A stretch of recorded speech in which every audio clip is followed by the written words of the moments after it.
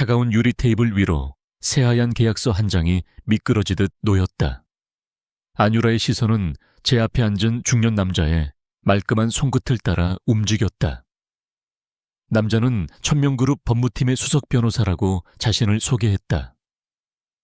그의 얼굴에는 어떠한 감정도 담겨있지 않았고 마치 잘 조립된 기계처럼 정확하고 냉정한 말투로 계약의 조건을 읊었다.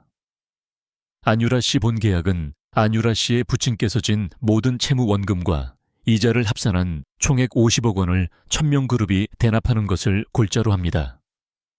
그 대가로 안유라 씨는 천명그룹의 유일한 상속자인 강지훈 전무님과 법적인 혼인관계를 맺게 됩니다.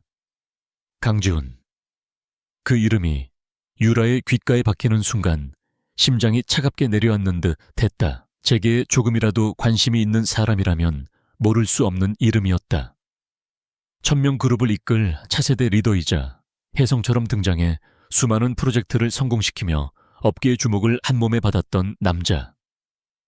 그리고 1년 전 의문의 차량 사고로 모든 활동을 멈춘 채 식물인간 상태로 누워있는 비운의 황태자. 변호사는 유라의 침묵을 긍정의 의미로 받아들였는지 계속해서 말을 이어갔다. 강지훈 전무님은 현재 의식불명 상태이십니다. 따라서 결혼 생활은 형식적인 절차로 이루어질 것이며 안유라 씨는 강 전무님의 법적 보호자이자 아내로서의 역할만 수행하시면 됩니다. 강 씨 가문의 일원으로서 품위를 지키고 외부 활동에 제약을 받는 것 외에는 큰 어려움은 없을 겁니다. 천명그룹은 안유라 씨의 가족에게 더 이상의 채권 추심이 들어오지 않도록 모든 조치를 취할 것이며 매달 충분한 품위 유지비 또한 지급할 것입니다. 그것은 거래였다. 명백하고도 잔인한 거래. 그녀의 인생과 아버지의 목숨을 맞바꾸는 계약. 유라의 눈앞으로 얼마 전 병실에서 보았던 아버지의 모습이 스쳐 지나갔다. 한평생 성실하게 작은 공장을 운영해 오셨던 아버지는 평생의 동업자에게 사기를 당해 모든 것을 잃었다. 충격으로 쓰러져 병상에 누워있는 아버지는 앙상하게 마른 손으로 그녀의 손을 잡고 미안하다는 말만 되뇌었다. 집에는 하루가 멀다 하고 빚쟁이들이 찾아와 행패를 부렸고 어머니는 매일 밤 눈물로 지새웠다. 신경외과 전문 간호사로서 밤낮으로 일하며 받는 월급으로는 눈덩이처럼 불어나는 이자를 감당하기조차 벅찼다. 그녀가 가진 전문 지식과 성실함은 거대한 절망 앞에서 아무런 힘이 되지 못했다. 바로 그때 기적처럼 혹은 악마의 속삭임처럼 천명그룹의 제안이 들어온 것이다. 제가 거부할 수 있나요? 유라가 마른 입술을 열어 힘겹게 물었다. 변호사의 안경 너머 눈빛이 처음으로 희미하게 흔들렸다. 그것은 동정이었을까? 혹은 경멸이었을까? 안유라 씨의 선택에 달려 있습니다. 하지만 이 제안을 거절하신다면 천명그룹 또한 부친의 채무에 대한 법적 절차를 원칙대로 진행할 수밖에 없습니다. 협박이었다. 정중하고 합법적인 형태를 띤 거부할 수 없는 협박. 유라는 눈을 감았다. 눈꺼풀 안으로 칠흑 같은 어둠이 밀려왔다. 이 어둠 속에서 그녀는 선택을 해야만 했다. 자신의 미래를 제물로 바쳐 가족을 구원할 것인가? 아니면 모두 함께 나락으로 떨어질 것인가? 천천히 눈을 뜬 유라의 눈동자는 더 이상 흔들리지 않았다. 그녀는 테이블 위에 놓인 펜을 집어들었다. 펜의 차가운 감촉이 손끝을 통해 심장까지 전해지는 듯했다. 망설임 없이 그녀는 계약서의 서명란에 자신의 이름을 적어 내려갔다. 안, 유, 라. 세 글자가 그녀의 남은 인생에 대한 사망 선고처럼 느껴졌다. 계약이 성사된 후 모든 것은 일사천리로 진행되었다. 유라의 가족이 살던 작은 집의 빚은 순식간에 정리되었고 아버지는 천명그룹 소유의 최고급 요양병원으로 옮겨져 최상의 치료를 받기 시작했다. 모든 것이 해결되었지만 유라의 마음은 조금도 편치 않았다. 그녀는 이제 자신의 것이 아니었다. 며칠 뒤 유라는 검은색 세단에 올라타 서울의 심장부에 위치한 강씨 가문의 본가로 향했다. 차창 밖으로 익숙했던 도시의 풍경이 빠르게 스쳐 지나갔다. 하지만 그 풍경은 이제 유리벽 하나를 사이에 둔 다른 세계의 이야기처럼 아득하게 느껴졌다. 차가 높은 성벽 같은 담장을 지나고 잘 가꾸어진 거대한 정원을 가로질러 대저택의 현관 앞에 멈춰 섰다. 영화에서나 볼 법한 웅장하고 고풍스러운 건물이었다. 유라가 차에서 내리자 머리가 희끗희끗한 노년의 집사가 다가와 정중하게 고개를 숙였다. 안유라님 기다리고 있었습니다. 저는 이 댁의 모든 살림을 총괄하는 김 집사입니다. 그의 목소리는 부드러웠지만 유라를 훑어보는 눈길은 날카로웠다. 마치 값비싼 물건의 가치를 감정하는 듯한 시선이었다. 유라는 자신도 모르게 옷매무새를 가다듬었다. 이런 곳에 어울리지 않는 자신의 초라한 모습이 부끄러웠다. 안으로 드시지요. 회장님께서 기다리고 계십니다. 김 집사를 따라 대저택 안으로 들어서는 순간 유라는 숨을 멈췄다. 높은 천장에는 거대한 샹들리에가 보석처럼 빛나고 있었고 대리석 바닥은 거울처럼 반짝였다. 벽에는 유명 화가들의 그림이 걸려 있었고 곳곳에 놓인 골동품들은 그 자체로 역사를 품고 있는 듯했다. 화려했지만 사람의 온기는 전혀 느껴지지 않는 차가운 공간이었다. 이곳이 앞으로 그녀가 살아갈 집 황금으로 만들어진 감옥이었다. 응접실에는 강지훈의 조부이자 천명그룹의 총수인 강 회장이 앉아 있었다. 백발의 노인은 지팡이를 짚고 있었지만 그 눈빛만은 젊은 시절의 명성을 증명하듯 형형하게 빛나고 있었다. 그는 유라를 위아래로 훑어보더니 나지막이 입을 열었다. 내가 안유라냐? 네 회장님. 겨울에는 성립됐고 너는 이제 이 집안의 사람이 됐다. 강씨 가문의 며느리로서 지켜야 할 도리가 많을 것이다. 일일이 가르치진 않겠다. 김 집사가 알려줄 테니 알아서 처신하도록 해라. 그의 말에는 어떠한 환영의 인사도 따뜻한 위로도 없었다. 오직 차가운 명령과 의무만이 존재할 뿐이었다. 그리고 내 손자 지훈이는 네가 책임지고 돌봐야 할 사람이다. 너는 전문 간호사라고 들었다. 네 전문 지식을 모두 동원해서 지훈이를 보살피도록 한치의 소홀함도 용납하지 않겠다. 명심하겠습니다. 유라는 기계적으로 대답했다.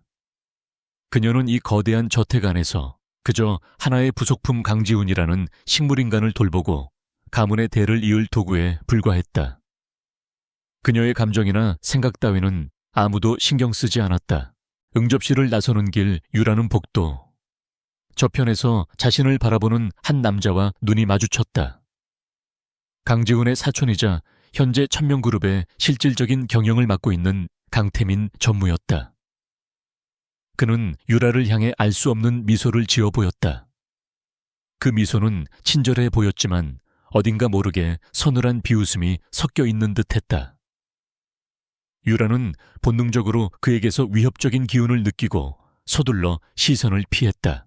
마침내 유라는 김 집사의 안내를 받아 2층 가장 안쪽에 있는 방으로 향했다. 그녀의 남편이 있는 곳이었다. 무겁고 거대한 문이 소리 없이 열리자 각종 의료기기들이 내는 규칙적인 기계음이 그녀를 맞았다. 방은 병원의 특실처럼 꾸며져 있었고 중앙에 놓인 침대 위에는 한 남자가 미동도 없이 누워 있었다. 강지훈. 유라는 천천히 침대 곁으로 다가갔다. 사진으로만 보았던 남자. 1년째 깊은 잠에 빠져있는 남자.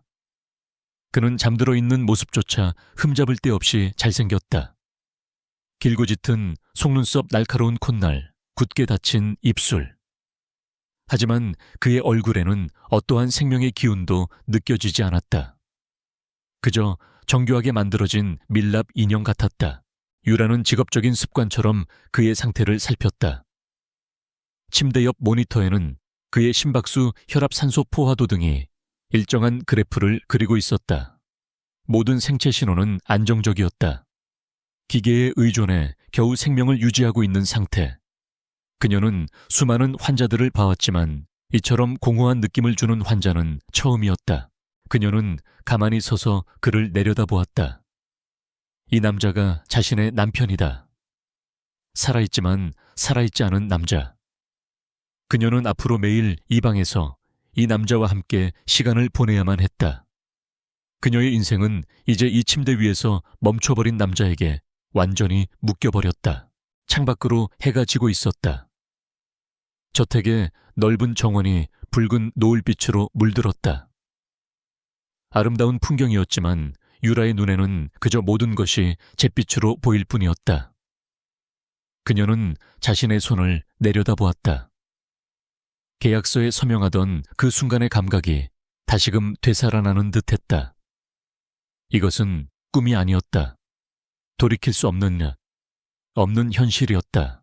그날 밤 유라는 강지훈의 방 건너편에 마련된 자신의 방에서 뜬 눈으로 밤을 지새웠다. 침대는 구름처럼 푹신했지만 마음은 가시밭길 위에 누운 듯 불편했다. 벽 하나를 사이에 두고 들려오는 희미한 기계음 소리가 마치 자신의 운명을 옥죄는 쇠사슬 소리처럼 들렸다. 그녀는 거대한 절망감에 휩싸여 조용히 눈물을 흘렸다. 이것이 그녀가 선택한 삶의 대가였다. 형식적인 혼인신고를 마친 날, 유라는 강씨 가문에서 마련해준 순백의 원피스를 입고 있었다. 결혼식은 없었다. 하객도 축하도 신랑도 없는 결혼이었다. 오직 서류상으로만 그녀는 안유라에서 강지훈의 아내 안유라가 되었다. 그뿐이었다. 저녁 식사 역시 조용했다. 거대한 식탁에는 강 회장과 유라 단둘만이 앉아 있었다. 식탁 위에는 세상의 모든 진미가 차려져 있었지만 유라는 모래를 씹는 것처럼 아무 맛도 느끼지 못했다. 강 회장은 식사 내내 아무 말도 하지 않았고 그 침묵은 음식보다 더 무겁게 유라의 가슴을 짓눌렀다. 식사가 끝난 후 김 집사가 유라에게 다가와 말했다. 사모님 회장님께서 잠시 드릴 말씀이 있으시답니다. 저를 따라오시지요. 유라는 말없이 그를 따라 나섰다. 그녀의 첫날 밤은 이런 식으로 시작되는 모양이었다. 남편은 의식 없는 몸으로 침대에 누워있으니 시아버지 격인 회장이 며느리에게 몇 가지 주의사항을 더 일러주려는 것이리라. 유라는 그렇게 짐작하며 김 집사의 뒤를 따랐다. 하지만 그들의 목적지는 강지훈의 방도 저택 안에 다른 어떤 공간도 아니었다. 김 집사는 유라를 저택 뒤편의 차고로 안내했고 그곳에는 시동이 켜진 검은 세단이 대기하고 있었다. 어디로 가는 건가요? 유라의 물음에 김 집사는 표정 없는 얼굴로 대답했다. 도착하시면 아시게 될 겁니다. 회장님의 뜻입니다. 불안감이 엄습했지만 거부할 힘은 없었다. 유라는 순순히 채 올라탔다.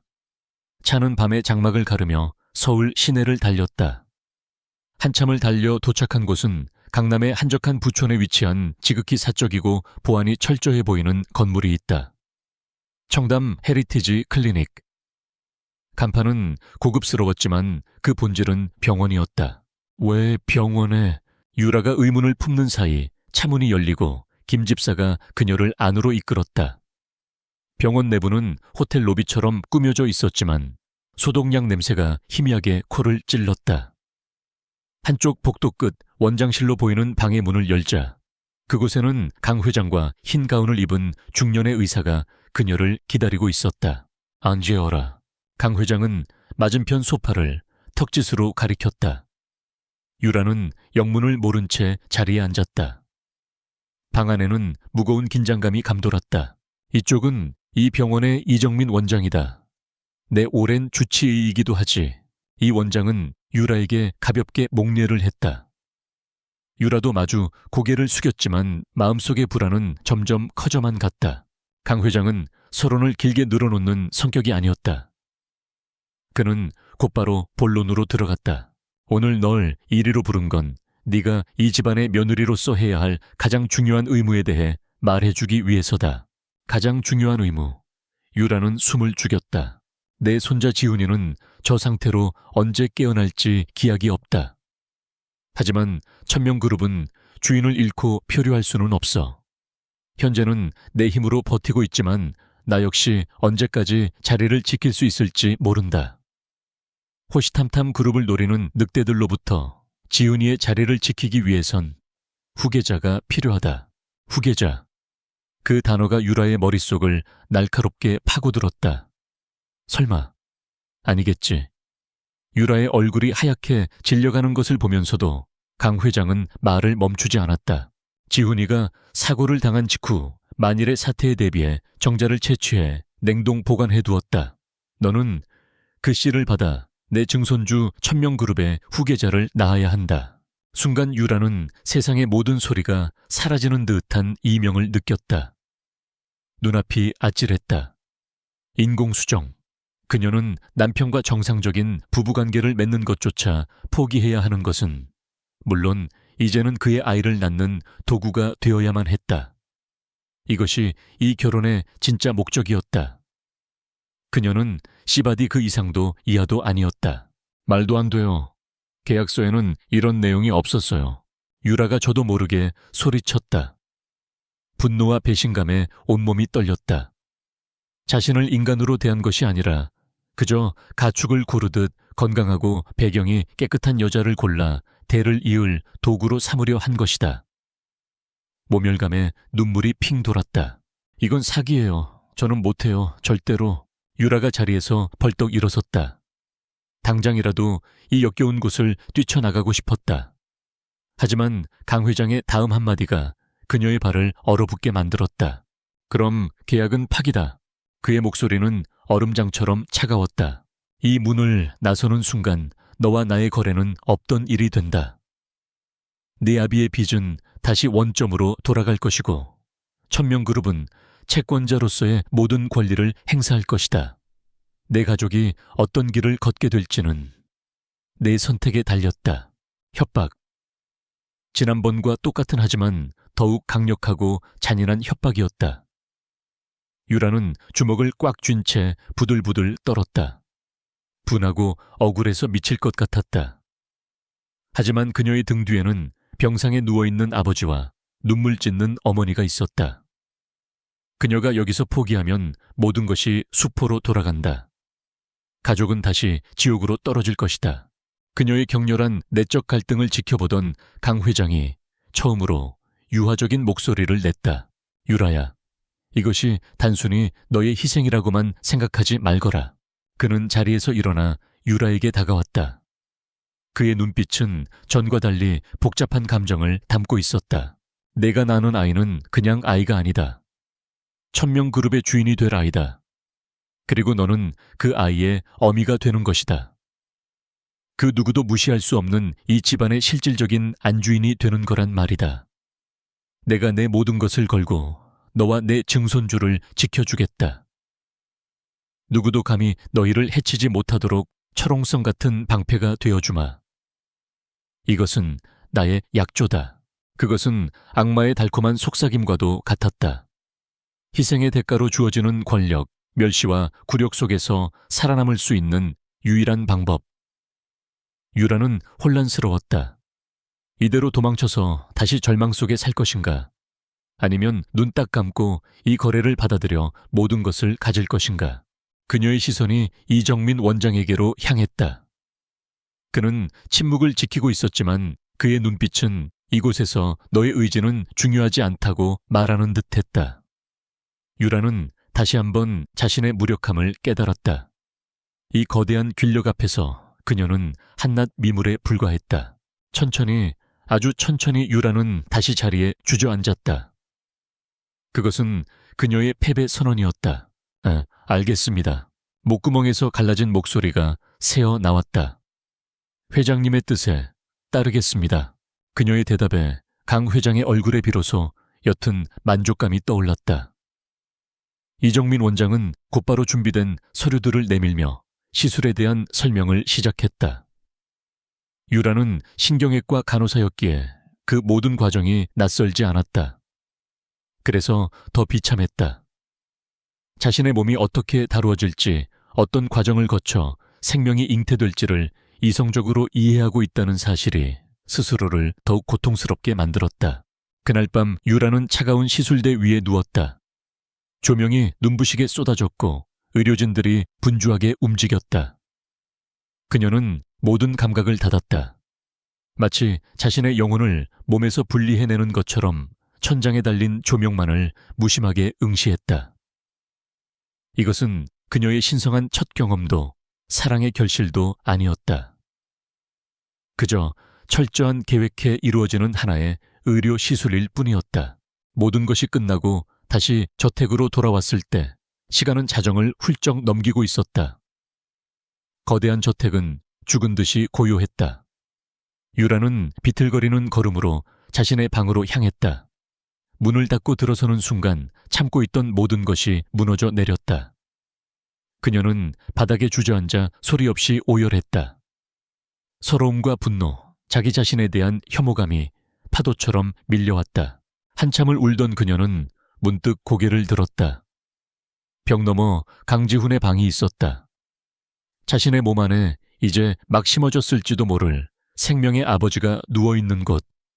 그녀는 자리에서 일어나 비틀거리며 벽으로 다가갔다. 차가운 벽에 이마를 기댄 채 그녀는 나지막이 속삭였다. 당신도 나와 똑같이 갇혀 있는 거군요.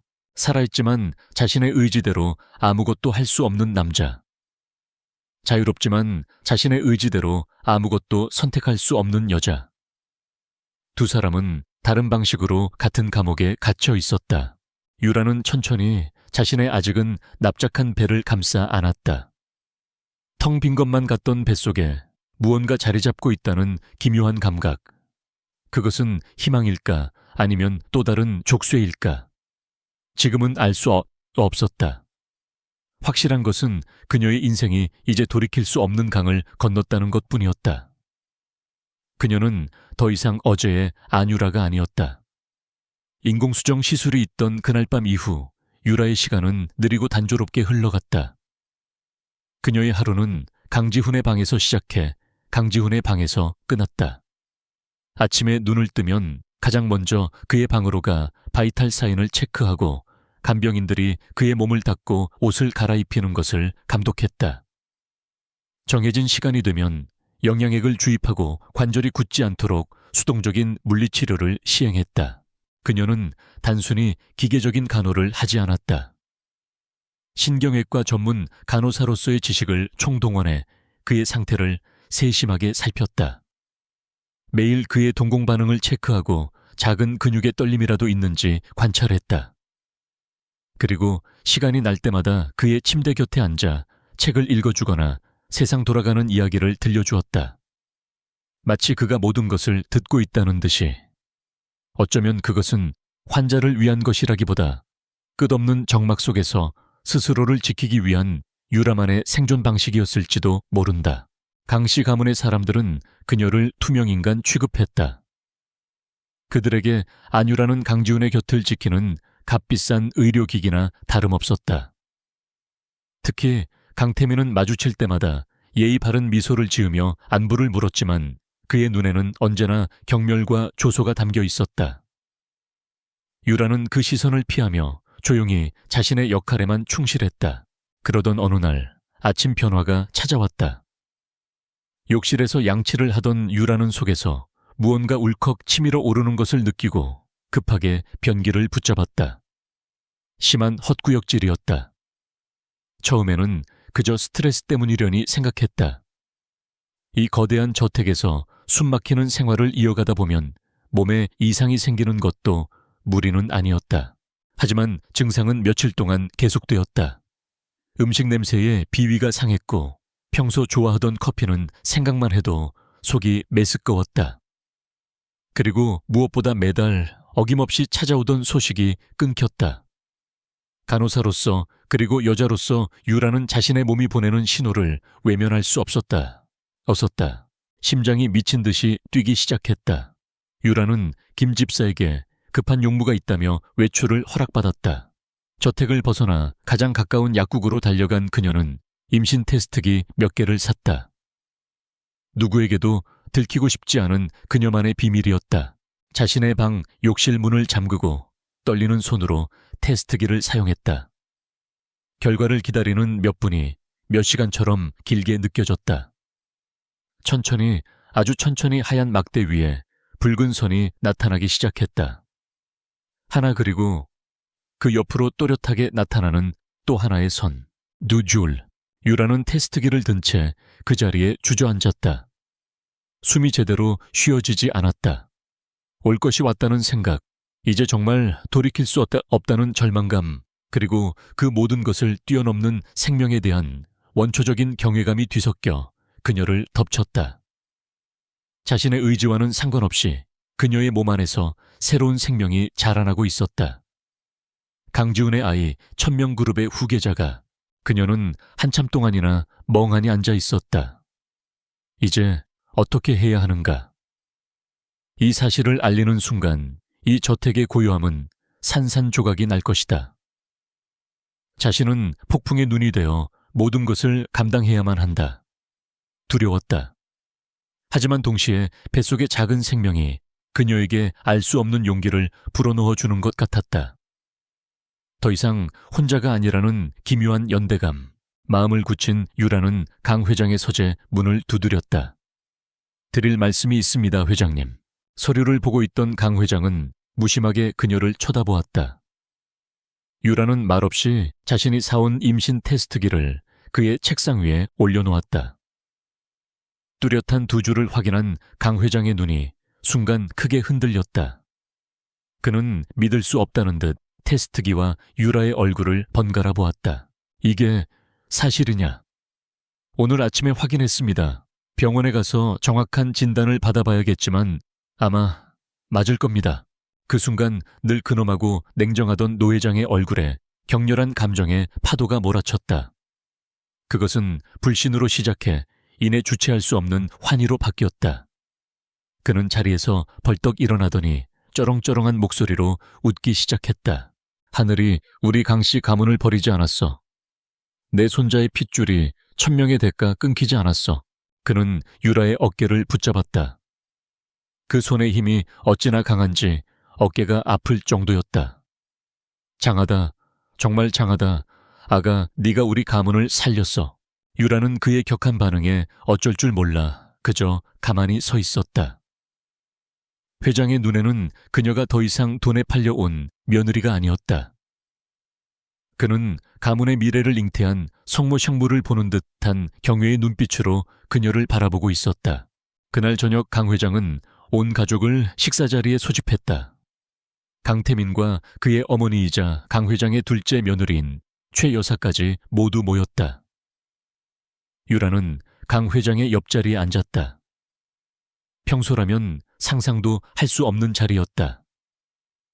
최 여사는 노골적으로 불쾌한 시선을 보냈고 강태민은 여전히 속내를 알 수 없는 미소를 짓고 있었다.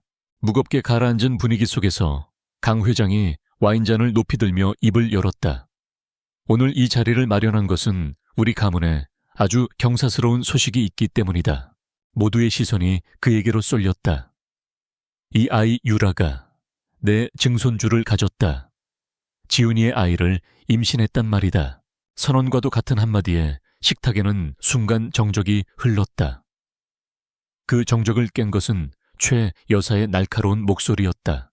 지금 뭐라고 하셨어요? 아버님, 그게 무슨 해괴한 소리예요. 1년 내내 침대에 누워만 있던 애한테 아이가 생기다니요. 그녀는 마치 더러운 것을 본다는 듯 유라를 쏘아보았다. 어디서 굴러먹던 건지 모를 계집이 헛된 수작을 부리는 게 아니고서야. 말 조심해라.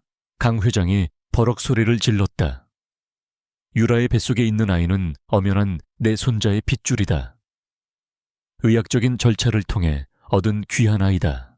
그제야 상황을 파악한 강태민이 입을 열었다. 그의 목소리는 놀라울 정도로 차분했다. 아, 인공수정을 하셨군요. 정말 놀라운 소식입니다, 아버님. 그리고 형수님, 진심으로 축하드립니다. 그는 유라를 향해 웃어 보였다. 하지만 그 웃음 뒤에 숨겨진 차가운 분노와 살기를 유라는 똑똑히 느낄 수 있었다. 자신과 자신의 아이가 그의 앞길을 가로막는 가장 큰 장애물이 되었음을 그는 온몸으로 말하고 있었다. 최 여사는 여전히 분이 풀리지 않는 듯 씩씩거렸다. 그걸 어떻게 믿어요? 저 계집애가 밖에서 무슨 짓을 하고 다녔는지 누가 압니까? 당장 친자 확인부터 해봐야 해요. 닥치지 못할까 강 회장이 지팡이로 바닥을 내리쳤다. 내 허락 없이는 누구도 유라와 아이에게 손댈 수 없다.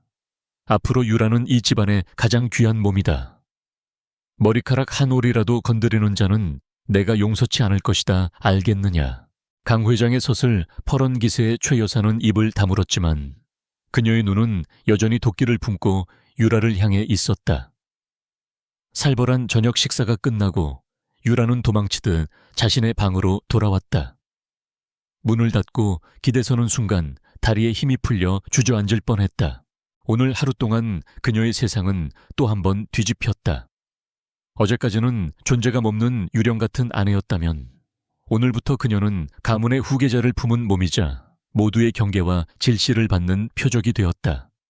강 회장의 보호 약속은 든든했지만 동시에 강태민 모자의 살기 어린 눈빛은 등골을 서늘하게 만들었다. 유라는 조심스럽게 자신의 배를 감쌌다. 아직 아무런 태동도 변화도 느껴지지 않는 곳. 하지만 이곳에 자신과 운명을 함께할 작은 생명이 자라고 있었다. 지켜야만 하는 존재. 자신을 위해서 그리고 이 아이를 위해서라도 이제 더 이상 물러서거나 숨을 수 없었다. 이 차가운 저택 안에서 살아남기 위한 전쟁은 이제 막 시작된 것이다. 유라의 임신 사실이 알려진 후 저택의 공기는 미묘하게 변했다.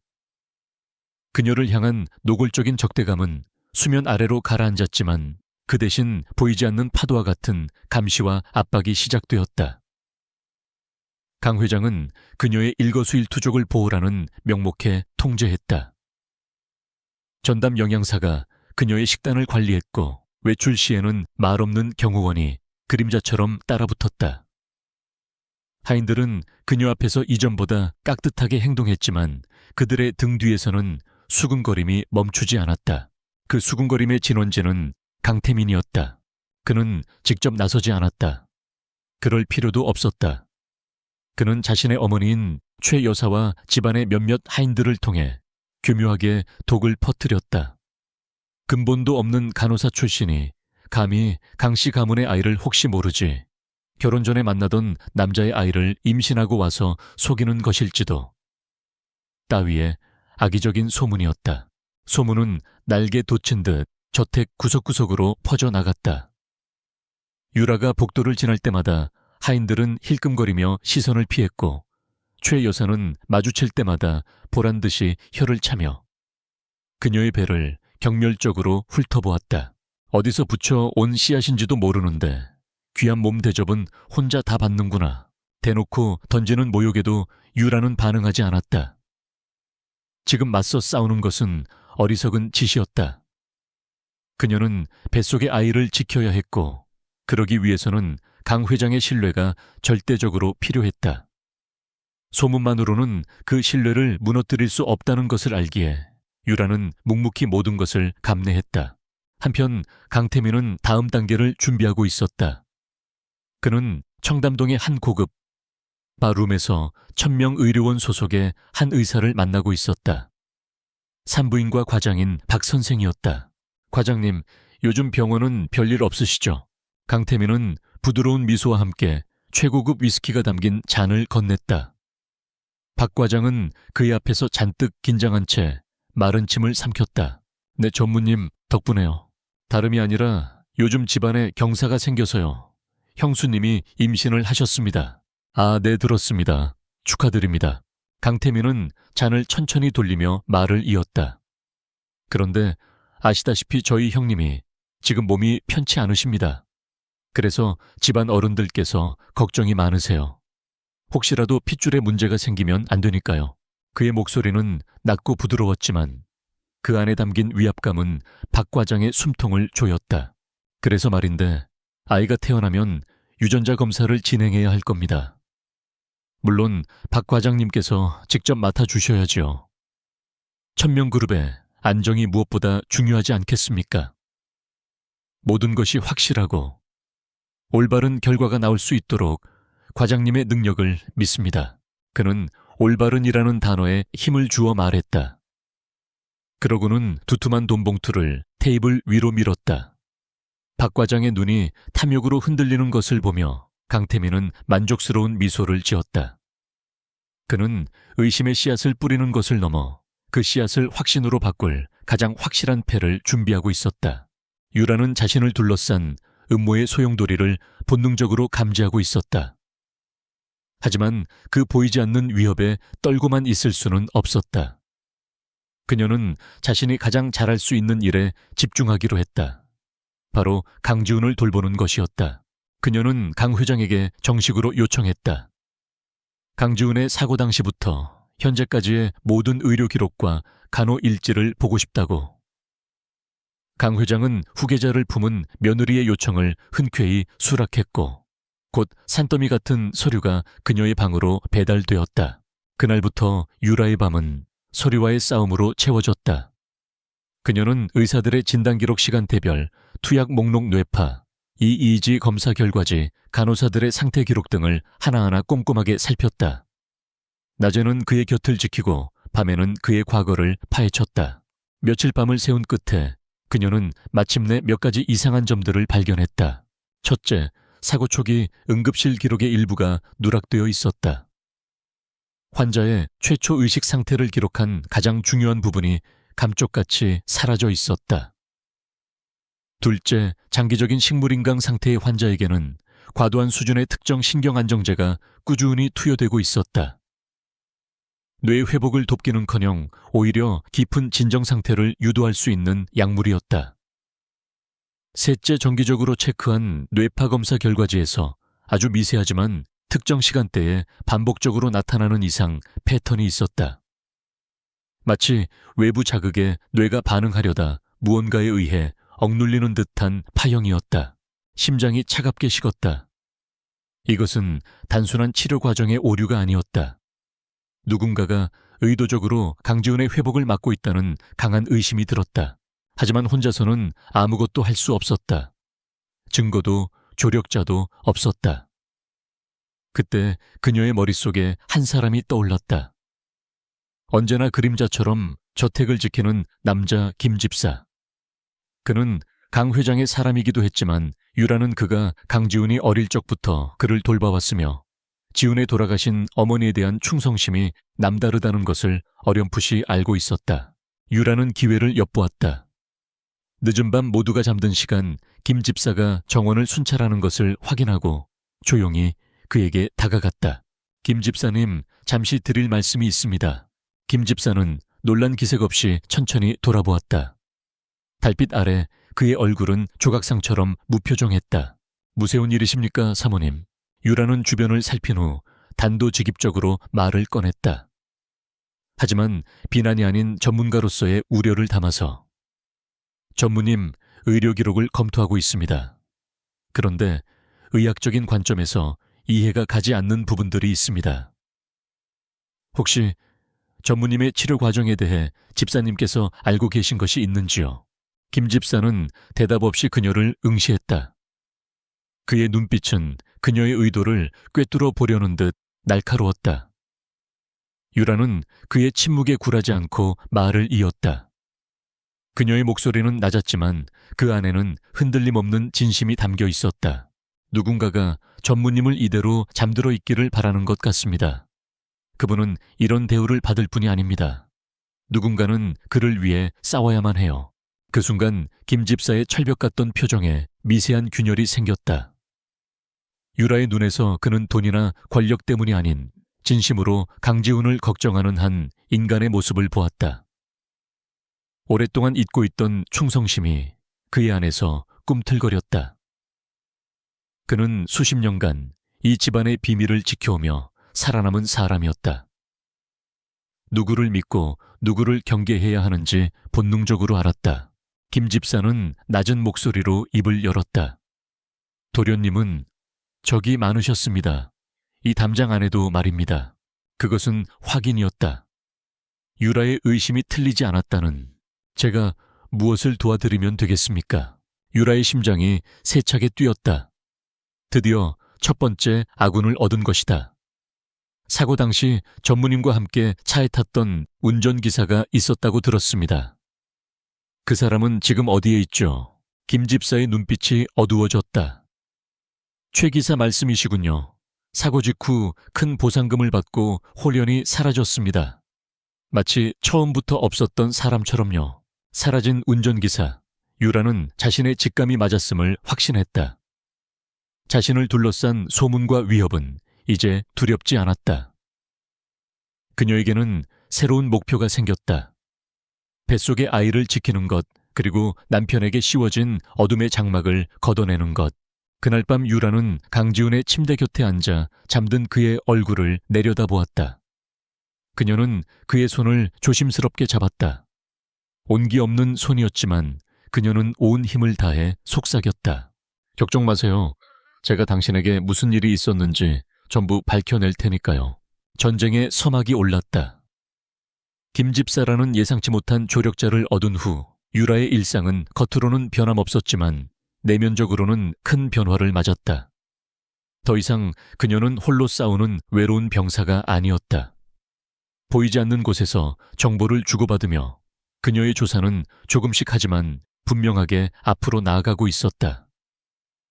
김 집사는 수십 년간 저택에 머무르며 쌓아온 인맥을 통해 사라진 최 기사의 행방을 은밀하게 수소문하기 시작했다. 그 사이 유라는 강지훈을 돌보는 일에 더욱 몰두했다. 그것은 이제 단순한 의무나 책임감을 넘어선 일종의 사명감 같은 것이었다. 남편의 억울함을 풀어주고 뱃속 아이의 아버지를 되찾아주겠다는 강한 의지. 그 마음이 그녀를 지탱하는 힘이 되었다. 그녀는 간호의 방식을 조금 바꾸었다. 이전까지는 책을 읽어주거나 세상 소식을 전하는 일방적인 소통이었다면 이제는 그의 감각을 적극적으로 자극하기 시작했다. 그가 좋아했다는 클래식 음악을 방 안에 잔잔하게 틀어놓았고 김 집사를 통해 그가 쓰던 향수를 구해와 손수건에 묻혀 베개 옆에 놓아주기도 했다. 후각과 청각이 닫힌 의식의 문을 두드려주기를 바라는 마음에서였다. 지훈 씨 들려요. 오늘은 날씨가 아주 좋아요. 창밖 정원에 목련이 활짝 폈어요. 의사 선생님이 당신이 가장 좋아했던 계절이 봄이라고 하더군요. 이 봄이 가기 전에 당신이 눈을 떴으면 좋겠어요. 그녀는 매일 그에게 말을 걸었다. 자신의 하루에 대한 이야기, 뱃속 아이의 변화에 대한 이야기, 그리고 가끔은 힘들고 외로운 자신의 속마음까지도. 대답 없는 메아리라는 것을 알면서도 멈출 수 없었다. 그러던 어느 날 오후 유라가 여느 때처럼 그의 손을 잡고 마사지를 해주며 새로 산 아기 옷에 대해 이야기하고 있을 때였다. 아직 아들인지 딸인지는 모르지만 옷이 너무 작고 귀여워서 나도 모르게 사버렸어요. 당신도 보면 분명 좋아할 텐데 바로 그 순간이었다. 유라는 자신의 손 안에서 무언가 미세하게 꿈틀하는 것을 느꼈다. 너무나 순간적이고 희미한 움직임이라 착각인가 싶을 정도였다. 그녀는 숨을 멈추고 그의 손가락을 뚫어지게 쳐다보았다. 아무런 변화도 없었다. 잘못 느낀 거겠지. 실망감이 밀려왔다. 너무 간절히 바라다 보니 헛된 감각까지 느끼게 된 모양이었다. 그녀는 씁쓸하게 웃으며 다시 마사지를 시작하려 했다. 그런데 바로 그때 그의 검지손가락이 다시 한번 아주 살짝 경련하듯 움찔했다. 이번에는 착각이 아니었다. 분명한 움직임이었다. 유라의 심장이 쿵하고 바닥으로 떨어지는 듯했다. 그녀는 저도 모르게 그의 손을 꽉 잡았다. 지훈 씨 지금 움직인 거예요. 제 말이 들리면 한 번만 더. 제발. 그녀는 애타게 속삭였지만 더 이상의 움직임은 없었다. 하지만 유라는 확신할 수 있었다. 그는 반응한 것이다. 자신의 목소리에 아이라는 단어에 그의 뇌가 반응한 것이다. 그는 저 깊은 어둠 속에 갇혀 있을 뿐 죽은 것이 아니었다. 그날 이후 유라는 그의 작은 변화 하나하나에 모든 신경을 집중했다. 다른 사람들은 결코 알아챌 수 없는 미세한 신호들. 그녀가 특정 단어를 말했을 때, 심박수가 미세하게 빨라지는 것. 그녀가 그의 귓가에 속삭였을 때 목 근육이 순간적으로 긴장하는 것. 그 모든 것이 유라에게는 꺼져가던 희망의 불씨를 되살리는 장작이 되었다. 그는 듣고 있다. 느끼고 있다. 그는 싸우고 있다. 유라의 이런 변화를 가장 먼저 눈치챈 것은 강태민이었다. 그는 유라의 얼굴에서 이전의 절망과 체념 대신 알 수 없는 확신과 생기가 피어나는 것을 보았다. 마치 무언가 비밀스러운 희망을 품고 있는 사람처럼. 그것이 강태민을 불안하게 만들었다. 그는 유라가 강지훈의 의료 기록을 모두 가져가 밤새 파헤치고 있다는 사실도 이미 보고를 받아 알고 있었다. 건방진 계집. 감히 자신의 완벽한 계획에 흠집을 내려 하고 있었다. 그는 그녀에게 경고를 해야겠다고 생각했다. 더 이상 선을 넘지 말라는 쥐 죽은 듯이 얌전히 아이나 낳으라는 무언의 압박. 며칠 뒤 비가 내리는 저녁이었다. 유라는 저녁 식사를 마치고 자신의 방으로 돌아가기 위해 2층으로 향하는 중앙 계단을 오르고 있었다. 임신 초기라 조심스럽게 한 걸음 한 걸음 발을 내딛던 그때였다. 갑자기 발밑에서 미끌하는 불길한 감각과 함께 몸의 균형이 무너졌다. 악, 유라는 짧은 비명을 지르며 넘어지려 했다. 그 순간 만약 이 계단에서 굴러 떨어진다면 뱃속의 아이는. 공포가 온몸을 덮치는 찰나 뒤에서 누군가가 강한 힘으로 그녀의 팔을 잡아챘다. 가까스로 몸의 중심을 잡은 유라가 놀라 뒤를 돌아보았다. 강태민이었다. 그는 언제나처럼 부드러운 미소를 짓고 있었다. 형수님, 괜찮으십니까? 조심하셔야죠. 이런 계단의 물이 흥건하군요. 하인들이 실수를 했나 봅니다. 그의 말에 유라가 고개를 숙여 계단을 보았다. 자신이 밟았던 대리석 계단 위에 투명한 액체가 흥건하게 고여 있었다. 낮에는 분명 없었던 것이었다. 이것은 실수가 아니었다. 의도된 함정이었다. 유라의 등줄기로 차가운 식은땀이 흘렀다. 만약 그가 잡아주지 않았다면, 아니, 어쩌면 이 모든 상황 자체가 그가 꾸민 일일지도 모른다는 생각이 스쳤다. 그는 자신을 위험에 빠뜨린 후 극적으로 구해줌으로써 자신의 영향력을 과시하고 경고를 날리고 있는 것이다. 고마워요, 아주버님. 유라가 떨리는 목소리로 말했다. 강태민은 여전히 그녀의 팔을 놓지 않은 채 그녀의 귓가에 나지막이 속삭였다. 그의 목소리는 뱀처럼 차갑고 섬뜩했다. 형수님은 이제 혼자가 아니시지 않습니까? 뱃속의 귀한 분을 생각해서라도 너무 많은 것에 신경 쓰지 마시고 몸조리에만 전념하셔야죠. 괜한 일에 힘을 빼다가 이런 불상사가 또 생기면 안 되니까요. 그것은 명백한 협박이었다. 네가 계속해서 무언가를 파헤치려 든다면 다음번에는 네 아이의 목숨이 위험해질 것이라는. 그는 부드럽게 그녀의 팔을 놓고는 아무 일도 없었다는 듯 유유히 계단을 내려갔다. 유라는 그 자리에 못 박힌 듯 서서 그가 사라진 복도 끝을 노려보았다. 온몸이 공포로 떨렸지만 그 떨림 속에서 무언가 다른 감정이 솟아올랐다. 바로 분노였다. 자신을 해치는 것은 참을 수 있었다. 하지만 감히 자신의 아이를 위협해 유라는 천천히 자신의 배를 감싸 안았다. 아이를 지키기 위해 시작한 일이었다. 이제는 물러설 곳이 없었다. 강태민의 경고는 그녀를 위축시키기는커녕 오히려 그녀의 결심을 강철처럼 단단하게 만들었다. 그날 밤 유라는 강지훈의 침대 옆에 앉아 처음으로 눈물을 보이지 않았다. 그녀의 눈은 차갑고도 결연한 빛으로 타오르고 있었다. 당신뿐만이 아니에요. 이제 우리 아이도 지켜야만 해요. 무슨 수를 써서라도 내가 반드시 당신을 깨어나게 만들겠어요. 그리고 그놈들이 당신과 우리에게 저지른 죗값을 반드시 치르게 할 거예요.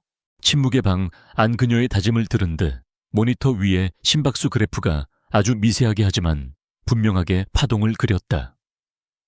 강태민의 서늘한 경고 이후 유라는 자신의 행동이 더욱 신중하고 은밀해야 함을 깨달았다. 저택 안에 모든 눈과 귀가 자신을 향하고 있었다. 그녀가 섣불리 움직였다가는 자신뿐만 아니라 뱃속의 아이, 그리고 어쩌면 어둠 속에서 희미한 신호를 보내고 있는 강지훈까지 위험에 빠뜨릴 수 있었다. 그녀는 며칠 동안 깊은 고민에 빠졌다. 자신이 발견한 의료 기록의 문제점들, 과도한 신경안정제, 투여, 미세한 뇌파의 이상 패턴. 이은 심증일 뿐 물증이 될 수는 없었다. 강태민과 그에게 매수된 의료진은 얼마든지 치료 과정의 일부였다고 둘러댈 수 있을 터였다. 그들의 주장을 반박하고 강 회장을 설득하기 위해서는 외부의 권위 있는 전문가의 객관적인 소견이 절실했다. 하지만 누구를 믿을 수 있을까? 천명그룹의 영향력은 의료계에도 깊숙이 뻗어 있었다. 어설프게 아무에게나 자문을 구했다가는 정보가 강태민의 귀로 들어갈 것이 뻔했다. 유라는 간호사 시절의 기억을 필사적으로 더듬었다. 자신의 지식과 실력을 인정해주고 무엇보다 의사로서의 윤리와 소신이 강직했던 사람, 그때 한 사람의 얼굴이 뇌리를 스쳐 지나갔다. 한국대학병원 신경외과의 석학 장민준 교수. 그는 뇌신경과학 분야에서 국내 최고의 권위자였으며 환자를 대하는 태도가 진중하고 어떤 외압에도 흔들리지 않는 깐깐한 성품으로 유명했다. 유라가 신입간호사 시절 그의 밑에서 잠시 일하며 그의 실력과 인품에 깊은 감명을 받은 적이 있었다. 문제는 어떻게 그에게 접근하느냐였다. 유라는 감시를 받고 있었고 병원에 가는 것조차 자유롭지 못했다. 기회는 의외의 곳에서 찾아왔다. 정기 산부인과 검진일이었다. 강 회장은 그녀의 건강에 유별나게 신경 썼기에 검진만큼은 천명 의료원이 아닌 가장 신뢰하는 외부 병원에서 받도록 조치했다. 물론 경호원이 동행했지만 병원이라는 특수한 공간은 그녀에게 작은 틈을 만들어 주었다. 유라는 미리 계획을 세웠다. 그녀는 산부인과 진료를 마친 후 갑자기 심한 입덧을 하는 척하며 화장실로 달려갔다. 경호원이 밖에서 기다리는 사이 그녀는 미리 준비해둔 모자와 마스크를 쓰고 화장실 창문을 통해 빠져나왔다. 병원 구조에 익숙했던 덕분이었다. 그녀는 곧장 병원 뒤편으로 달려가 대기하고 있던 택시를 잡아탔다. 모든 것이 10분 안에 이루어진 일이었다. 한국대학병원으로 가주세요. 최대한 빨리요. 택시 뒷좌석에서 유라는 거친 숨을 몰아쉬었다. 심장이 터질 것처럼 뛰었지만 두려움보다는 목적지로 향하고 있다는 사실에 대한 안도감이 더 컸다. 그녀는 가방 안에 깊숙이 넣어둔 USB를 꽉 움켜쥐었다. 그 안에는 지난 몇 주간 그녀가 밤을 새워 정리한 강지훈의 의료 기록 데이터와 특히 이상 패턴을 보이는 뇌파 검사 결과 파일들이 담겨 있었다. 한국대학병원에 도착한 유라는 곧장 장민준 교수의 연구실로 향했다. 다행히 그는 자리에 있었다.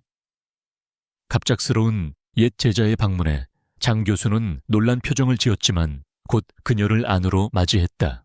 안유라 선생 아니신가? 이게 얼마만인가? 그런데 행색이 왜 이런가? 무슨 일이라도 있나? 장 교수는 마스크 너머로 보이는 유라의 창백하고 절박한 얼굴을 보고 심상치 않은 일임을 직감했다. 유라는 문이 제대로 닫혔는지 확인한 후 떨리는 목소리로 입을 열었다. 교수님, 염치 없지만 교수님의 도움이 절실하게 필요합니다. 유라는 자신이 처한 상황을 모두 설명할 수는 없었다. 대신 환자의 개인정보를 보호해야 한다는 명목에 익명의 환자에 대한 의료 자문을 구하고 싶다고 말했다. 그녀는 자신이 가져온 USB를 장 교수에게 건넸다. 1년째 식물인간 상태인 환자입니다. 그런데 제가 보기엔 치료 과정에 석연치 않은 점들이 너무 많습니다. 특히 이 약물과 이 뇌파 검사 결과를 봐주세요. 장 교수는 반신반의하는 표정으로 USB를 자신의 컴퓨터에 연결했다. 그는 모니터에 떠오르는 데이터들을 천천히 살펴보기 시작했다.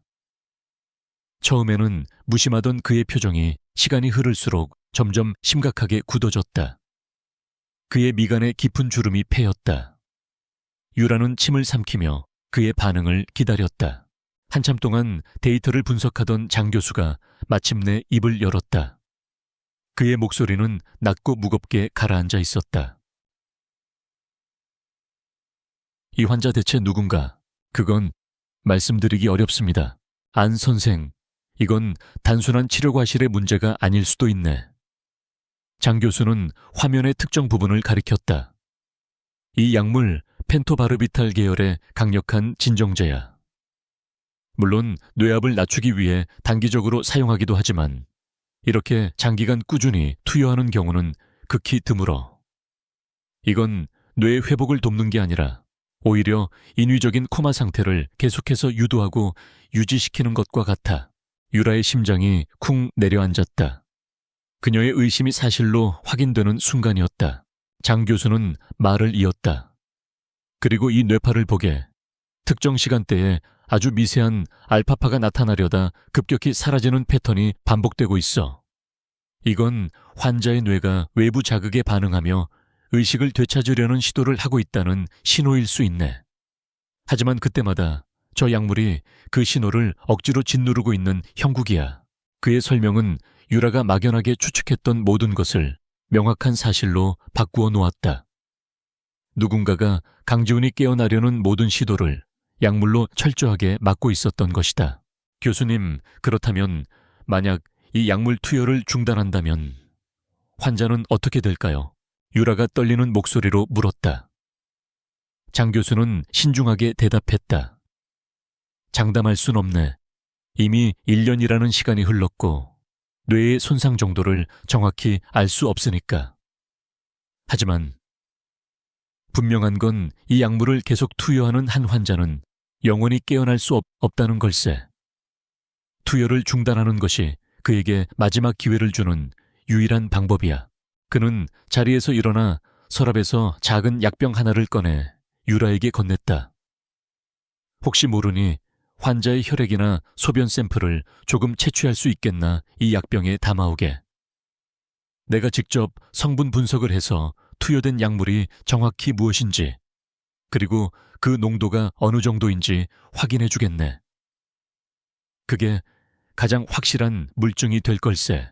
유라는 약병을 쥔 손에 힘을 주었다. 손 안에 담긴 것은 단순한 유리병이 아니었다. 그것은 진실을 밝힐 열쇠이자 강지훈의 생명을 구할 희망이었다. 감사합니다, 교수님. 정말 감사합니다. 이 은혜는 평생 잊지 않겠습니다. 유라는 깊이 고개를 숙였다. 연구실을 나서는 그녀의 발걸음은 더 이상 도망자의 것이 아니었다. 그녀는 이제 어둠 속에서 빛을 발견했고 그 빛을 향해 나아갈 무기를 손에 넣었다. 다시 병원으로 돌아왔을 때 그녀를 찾지 못해 안절부절 못하던 경호원이 달려왔다. 유라는 아무렇지 않게 웃으며 말했다. 속이 너무 안 좋아서요. 화장실에서 좀 쉬었어요. 걱정 끼쳐서 미안해요. 그녀의 완벽한 연기에 경호원은 의심의 기색을 거두었다. 저택으로 돌아오는 차 안에서 유라는 차창 밖으로 스쳐가는 풍경을 보며 조용히 맹세했다. 이제 곧 모든 것이 제자리로 돌아올 것이다. 당신을 가두고 있는 그 깊은 잠에서 내가 반드시 깨워주겠다고. 장민준 교수의 확신에 찬 분석은 유라에게 마지막 남은 망설임마저 떨쳐내게 만들었다. 이제 그녀의 손에는 의심이 아닌 확신이라는 날카로운 검이 들려 있었다. 다음 목표는 명확했다.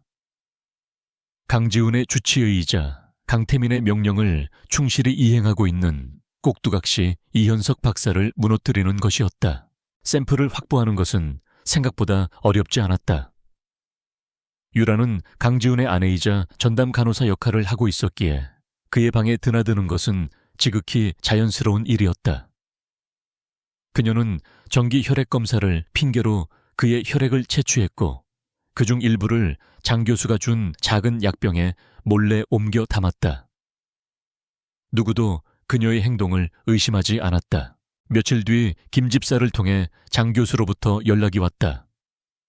성분 분석 결과 혈액에서 기준치를 훨씬 초과하는 고농도의 펜토바르비탈 성분이 검출되었다는 내용이었다.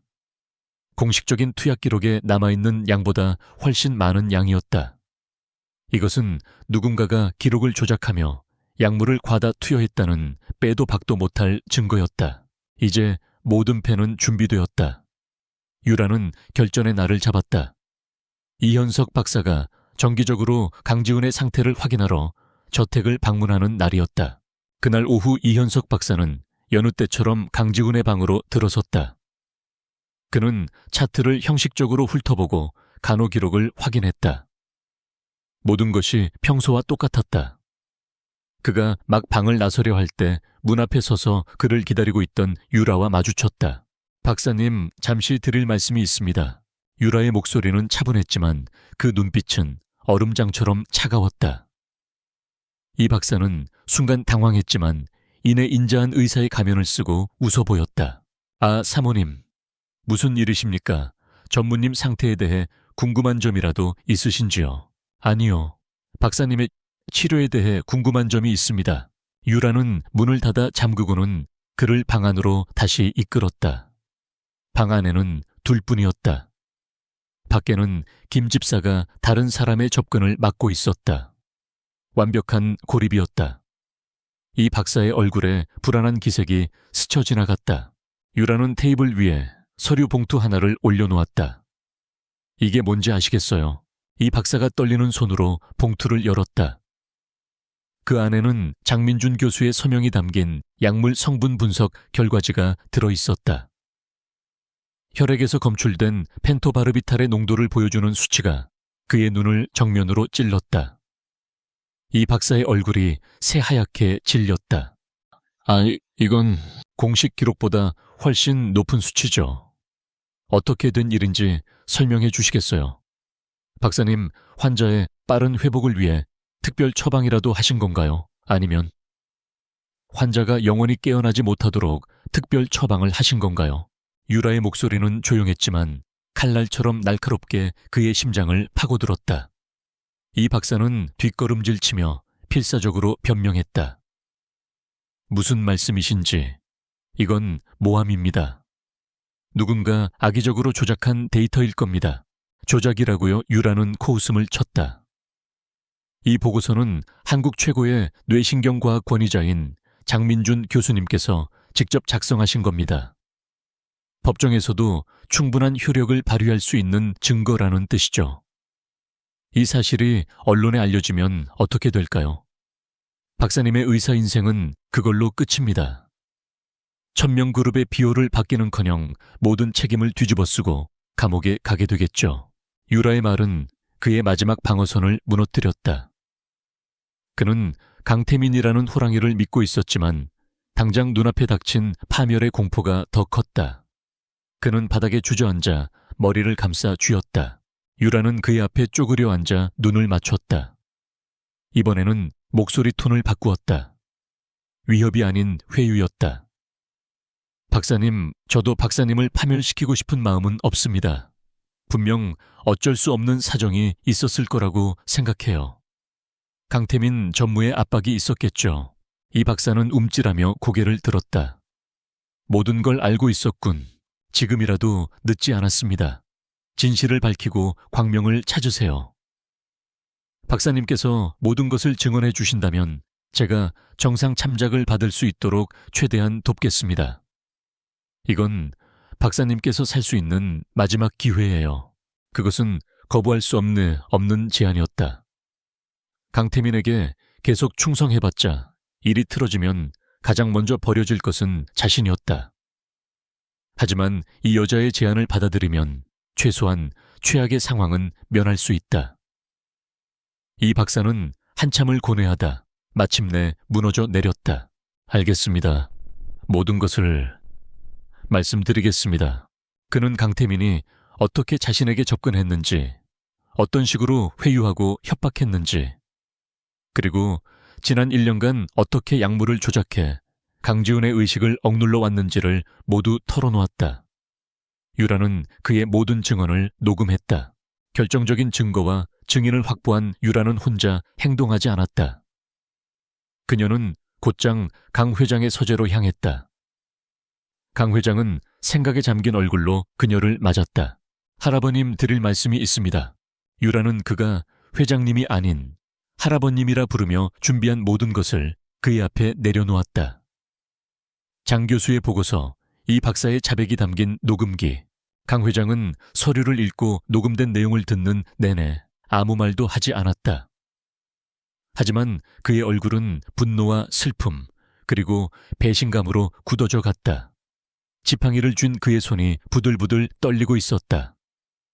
그가 가장 믿었던 조카뻘 되는 손자가 그의 유일한 핏줄인 지훈이를 죽이려 했다는 사실에 그는 참담함을 금치 못했다. 모든 확인이 끝났을 때 강 회장은 지친 목소리로 물었다. 그래서 어쩔 셈이냐? 그것은 그녀의 의지를 시험하는 질문이었다. 이 모든 것을 덮고 조용히 아이를 낳으며 살아갈 것인가? 아니면 이 피비린내 나는 싸움의 중심에 설 것인가? 유라의 눈빛은 한치의 흔들림도 없었다. 싸워야 합니다, 할아버님. 지훈 씨를 위해서, 그리고 제 뱃속의 아이를 위해서요. 더 이상 그들이 모든 것을 마음대로 휘두르도록 내버려 둘 수 없습니다. 그녀의 단호한 대답에 강 회장의 늙은 눈에 비로소 다시금 빛이 돌아왔다. 그는 자신의 나약함과 절망 속에서 길을 잃고 있었지만 돈에 팔려왔다고 생각했던 이 어린 며느리가 오히려 가문의 등불이 되어주고 있었다. 조다, 강 회장이 지팡이로 바닥을 힘껏 내리찍었다. 그의 목소리에는 이전의 위엄과 결단력이 되살아나 있었다. 그 더러운 싹은 내 손으로 직접 잘라내야지. 태민이 놈을 끌어내릴 계획을 세우자. 놈이 가장 방심하고 가장 높은 곳에 올랐다고 생각하는 바로 그 순간에 지옥으로 떨어뜨려야 한다. 그날 밤 거대한 저택의 가장 깊숙한 서재에서 늙은 사자와 젊은 암사자는 방역을 위한 비밀스러운 계획을 세우기 시작했다. 폭풍 전야의 고요함이 강씨 가문을 무겁게 짓누르고 있었다. D-Day는 천명그룹의 임시 주주총회가 열리는 날로 정해졌다. 강태민이 야심차게 추진해온 해외 대규모 리조트 개발 사업의 최종 승인을 위한 자리였다. 이 프로젝트는 그의 경영 능력을 입증하고 그룹 내에서 자신의 입지를 확고히 다지기 위한 필생의 역작이었다. 성공적으로 마무리된다면 그는 강지훈을 완전히 대체하고 명실상부한 천명그룹의 차기 황제로 등극하게 될 터였다. 그는 인생 최고의 순간을 앞두고 자신감에 차 있었다. 같은 시각 강씨 저택에서는 또 다른 준비가 은밀하게 진행되고 있었다. 유라의 계획에 따라 이현석 박사의 증언을 토대로 강지훈에게 투여되던 신경안정제가 뇌 기능 회복을 돕는 약물로 전면 교체되었다. 또한 장민준 교수의 팀이 저택으로 직접 방문하여 24시간 그의 상태를 모니터링하기 시작했다. 이것은 모든 것을 건 도박이었다. 만약 약물을 바꾸었음에도 지훈이 깨어나지 못한다면 모든 계획은 수포로 돌아갈 수도 있었다. 괜찮을까요? 너무 위험한 도박이 아닐까요? 유라는 초조하게 모니터를 응시하며 말했다. 장 교수는 그녀의 어깨를 다독였다. 우리는 의사로서 할 수 있는 최선을 다하고 있어. 나머지는 환자의 의지에 달린 문제지. 그리고 저 환자 아주 강한 사람이여. 내가 장담하지. 주주총회가 열리는 호텔의 거대한 컨퍼런스 홀. 수백 명의 주주와 기자들로 가득 찬 공간은 뜨거운 열기로 넘실댔다. 단상 위 강태민은 유려하고 설득력 있는 연설로 프로젝트의 청사진을 제시하고 있었다. 그의 모든 말과 행동에는 승자의 여유가 넘쳐 흘렀다. 주주들은 그의 비전에 감탄하며 고개를 끄덕였고 곳곳에서 박수가 터져 나왔다. 프로젝트 승인을 위한 투표가 막 시작되려는 순간이었다. 잠깐만, 육중한 컨퍼런스 홀의 뒷문이 열리며 낮지만 모두의 귀를 사로잡는 목소리가 울려 퍼졌다. 모든 사람들의 시선이 소리가 나는 곳으로 향했다. 그곳에는 휠체어에 앉은 강 회장이, 그리고 그 휠체어를 밀며 당당하게 서 있는 안유라가 있었다. 두 사람의 등장은 물 위에 떨어진 기름처럼 순식간에 장내를 술렁이게 만들었다. 단상 위에 강태민은 순간 표정이 굳었지만 이내 평소의 미소를 되찾았다. 할아버님, 형수님, 여긴 어쩐 일이십니까? 중요한 회의 중입니다. 건강도 안 좋으신데 이런 누추한 곳까지 행차하시고. 그의 말에는 가시가 돋쳐 있었다. 강 회장은 그의 위선을 무시하고 유라를 향해 고갯짓을 했다. 유라가 마이크를 잡고 단상 앞으로 나섰다. 임신으로 인해 살짝 배가 부른 그녀의 모습은 연약해 보였지만 그 눈빛만은 강철처럼 단단했다. 오늘 이 자리에 온 것은 강태민 전무가 추진하는 이 프로젝트의 이면에 감춰진 추악한 진실을 폭로하기 위해서입니다. 그녀의 말에 장내가 다시 한번 크게 술렁였다. 기자들의 카메라 플래시가 미친 듯이 터지기 시작했다. 강태민의 얼굴에서 마침내 미소가 사라졌다. 형수님, 지금 무슨 말을 하는 겁니까? 제정신이 아니시군요. 제정신이 아닌 건 당신이죠, 아주버님. 유라는 준비해온 스크린에 첫 번째 자료를 띄웠다. 이현석 박사가 모든 것을 자백하는 영상이었다. 여기 천명의료원의 이현석 박사가 증언하는 영상입니다. 그는 지난 1년간 강태민 전무의 지시를 받아 제 남편 강지훈 전무에게 고농도의 신경안정제를 투여하여 의도적으로 의식 회복을 막아왔다고 고백했습니다. 스크린 속에서 이 박사는 눈물로 모든 범행을 자백하고 있었다. 장내는 충격으로 얼어붙었다. 강태민은 당황한 기색이 역력했다. 거짓말이야. 저건 저 여자가 돈으로 매수해서 조작한 영상이야. 저 여자는 원래 돈만 밝히는 꽃뱀 같은 여자라고 그가 발악하듯 소리쳤다. 하지만 유라는 흔들리지 않고 다음 증거를 제시했다. 장민준 교수의 이름이 선명하게 박힌 약물 분석 보고서였다. 이것은 한국 최고의 뇌신경과학 권위자인 장민준 교수님의 공식 소견서입니다.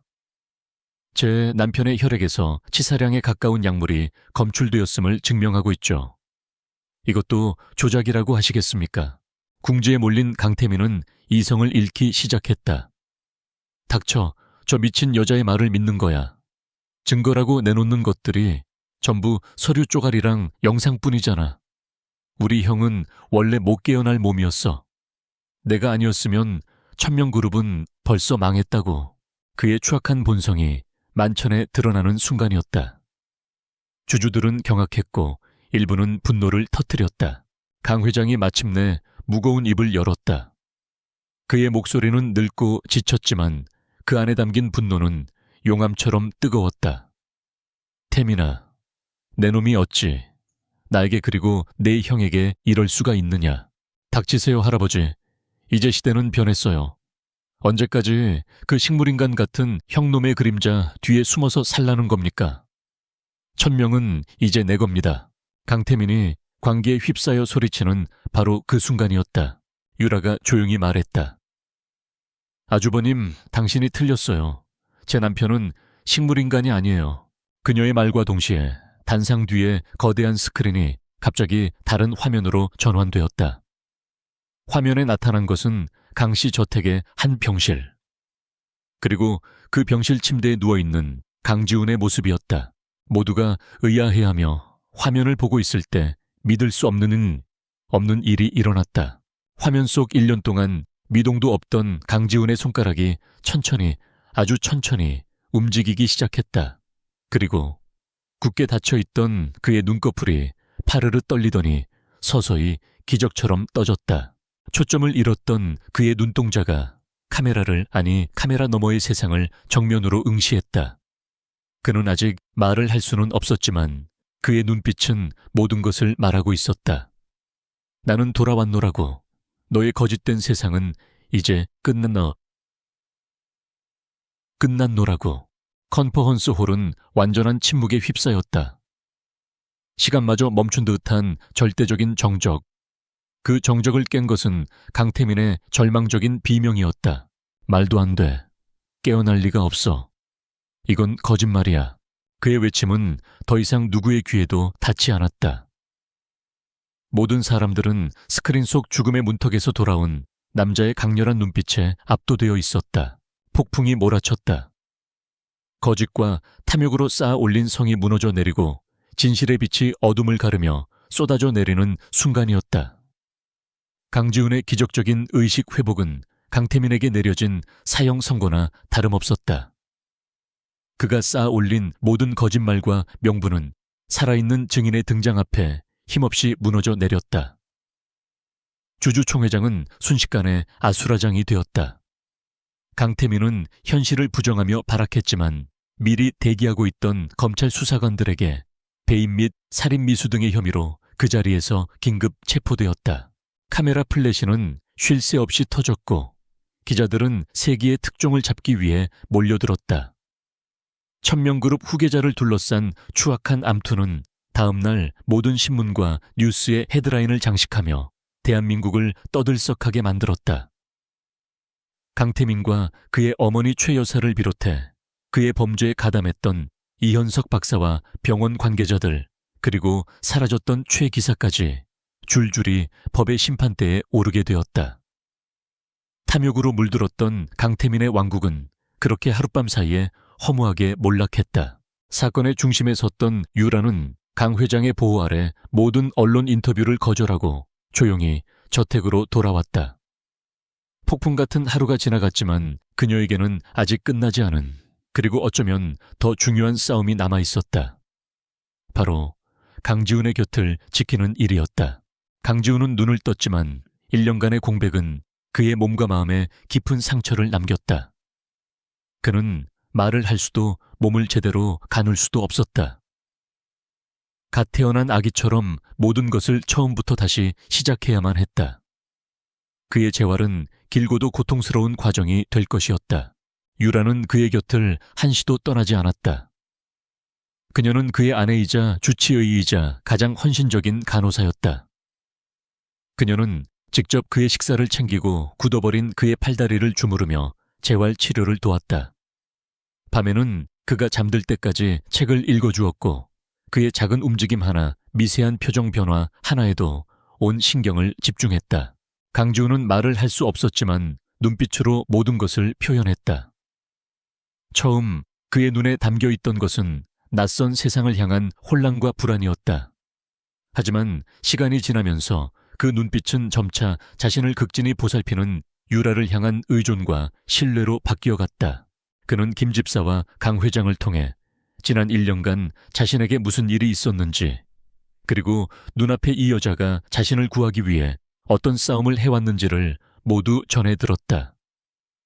자신의 사촌이 자신을 죽이려 했다는 사실에 대한 분노, 그리고 자신을 위해 모든 것을 걸었던 아내에 대한 형언할 수 없는 감정이 그의 안에서 소용돌이쳤다.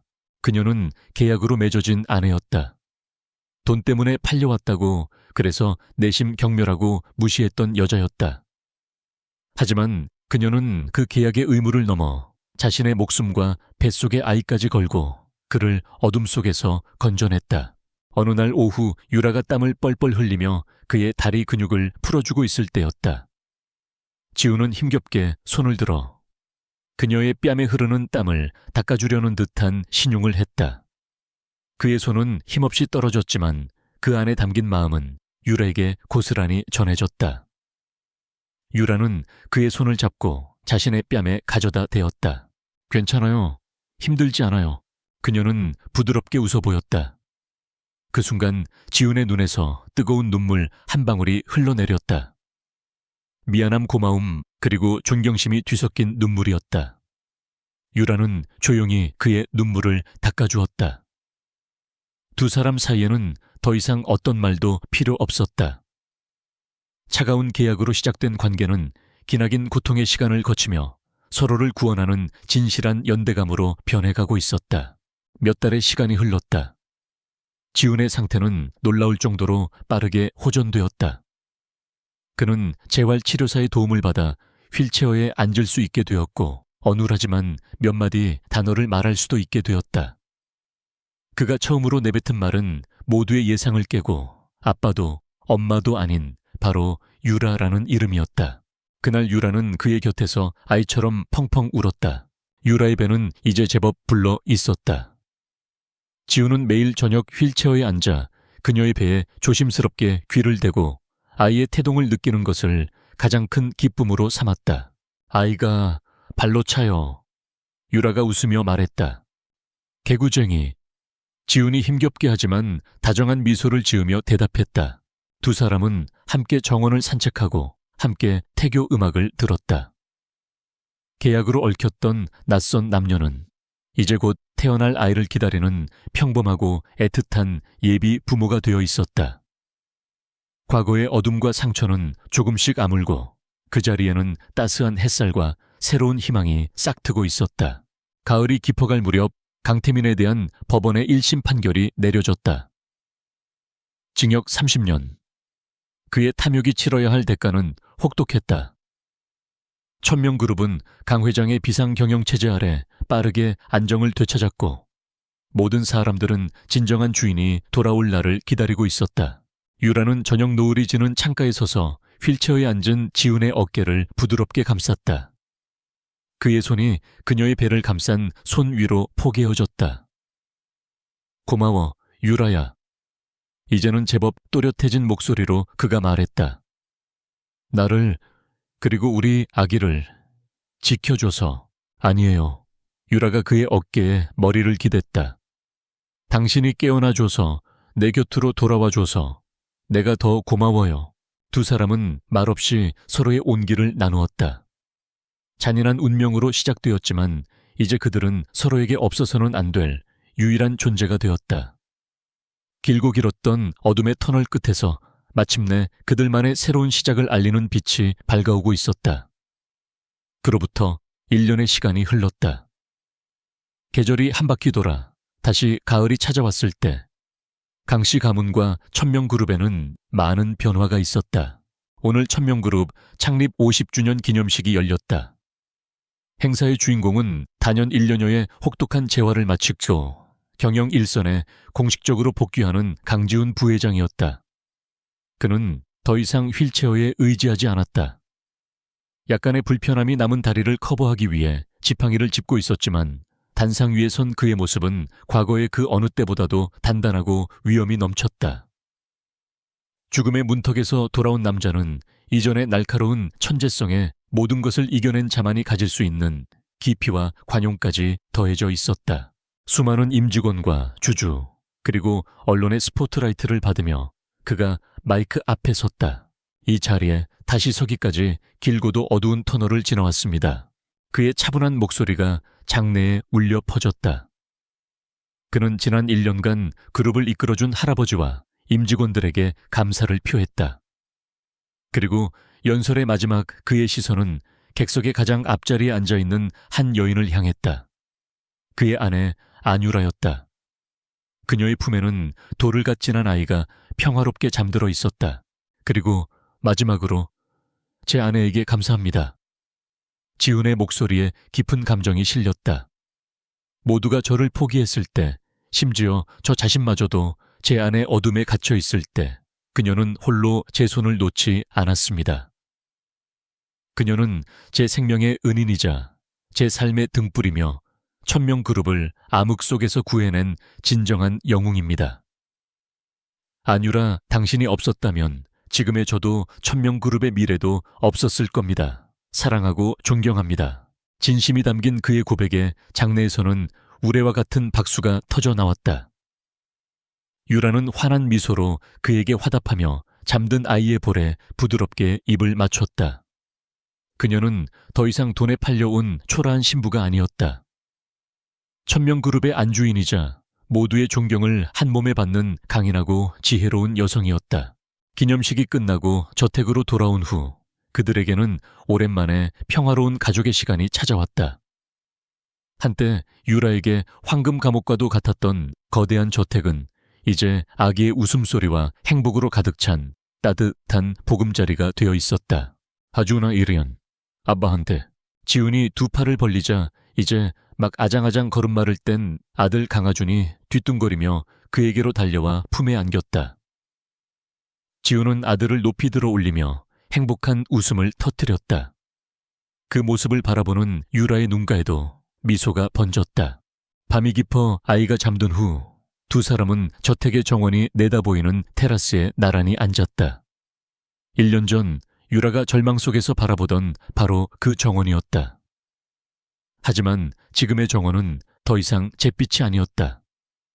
아름다운 조명 아래 형형색색의 꽃들이 자신들의 아름다움을 뽐내고 있었다. 오늘 연설 멋있었어요. 유라가 먼저 입을 열었다. 진심이었어.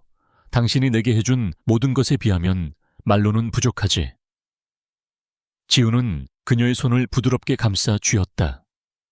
그의 손은 이제 따뜻하고 강한 온기로 가득했다. 처음 당신을 봤을 때 나는 당신을 그저 우리 집안의 필요에 의해 들어온 사람이라고만 생각했어. 단 한 번도 당신의 마음을 헤아려 보려 하지 않았지. 내가 얼마나 어리석고 오만했는지 지난 일이에요. 유라가 그의 손을 마주 잡았다. 우리 둘 다 어쩔 수 없는 상황 속에서 시작했잖아요. 중요한 건 지금이에요. 우리가 함께 있다는 것, 그리고 하준이가 있다는 것, 이제 우리는 진짜 가족이에요. 진짜 가족. 그 말에 지우는 가슴 벅찬 감동을 느꼈다. 계약으로 시작된 기묘한 인연은 온갖 시련과 고난을 거쳐 세상 그 누구보다도 단단하고 진실한 사랑으로 피어났다. 강 회장은 경영의 모든 짐을 내려놓고 증손주인 하준이를 돌보는 낙으로 소일하고 있었다. 그의 얼굴에서는 과거의 근엄함 대신 인자한 할아버지의 미소만이 가득했다. 김 집사 역시 변함없이 강씨 가문을 지키며 어린 도련님의 재롱을 보는 것을 가장 큰 기쁨으로 삼았다. 모든 것이 제자리를 찾았다. 지훈이 자리에서 일어나 유라를 부드럽게 일으켜 세웠다. 그는 그녀의 이마에 다정하게 입을 맞추었다. 유라야, 나와 다시 한번 결혼해주지 않겠어? 유라의 눈이 동그래졌다. 내 우린 이미, 아니, 계약이나 의무 때문이 아니라 온전히 내 마음으로 당신을 사랑하는 한 남자로서 청혼하는 거야. 세상에서 가장 행복한 여자로 만들어주겠다고. 나와 평생을 함께 해달라고. 그의 진지한 눈빛 앞에서 유라는 천천히 고개를 끄덕였다. 그녀의 눈가에 행복의 눈물이 이슬처럼 맺혔다. 네, 좋아요. 두 사람은 서로를 끌어안았다. 밤하늘의 별들이 그들을 축복하듯 반짝이고 있었다. 며칠 뒤 가을 햇살이 눈부시게 쏟아지는 정원에서 작지만 따뜻한 그들만의 결혼식이 다시 열렸다. 순백의 드레스를 입은 유라와 늠름하게 그녀의 곁을 지키는 지훈. 그리고 두 사람의 발치에서 방긋 웃고 있는 아들 하준이까지. 완벽한 가족의 모습이었다. 차가운 거래로 시작된 인연. 죽음의 문턱에서 피어난 사랑. 모든 어둠을 이겨내고 마침내 그들은 완전한 행복을 손에 넣었다. 후계자를 둘러싼 가문의 폭풍은 이제 멎었고 그 자리에는 새로운 희망과 사랑의 역사가 쓰이기 시작하고 있었다.